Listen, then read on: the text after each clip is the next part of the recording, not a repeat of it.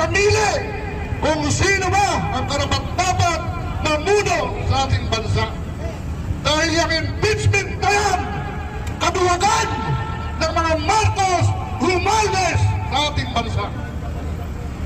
Isigaw natin na bitayin ng mga kurap, kasama si Romualdez, kasama si Marcos. At yan ay makakamtan natin, lahat yan bibitayin sa 2028. Gusto nyo bang makita na bibitayin si Marcos? Gusto nyo bang makita na bibitayin si Tammaluslos?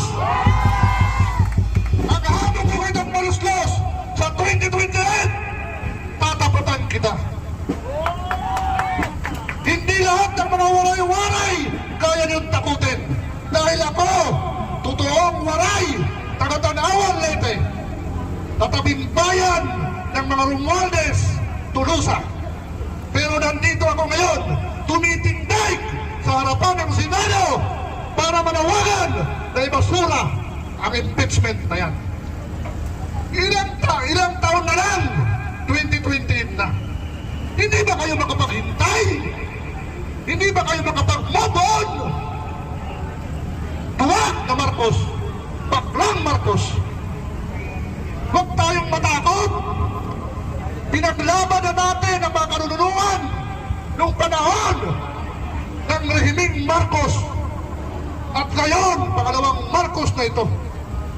Sa ating mga kapulisan na nandito, sana maging patas tayo. Dahil kami, hindi kami mga bayaran. Kami mga voluntaryo na nandito. Pasala kayo, ang sweldo nyo galing sa buwis ng taong bayan na dapat yung pagsilbihan at hindi yung dapat itaboy. Ang dapat yung itaboy, yung mga komunista, patista at papahirap sa ating bansa. At harinawa, ang Panginoon ay sumaating lahat. At sunugin ang mga kaluluwa ng mga involved sa blood control. Yan lang po ang aking panawagan in behalf of our organization sa aming grupo United Citizens Crime Watch na nakikiisa sa hakbang ng maiso.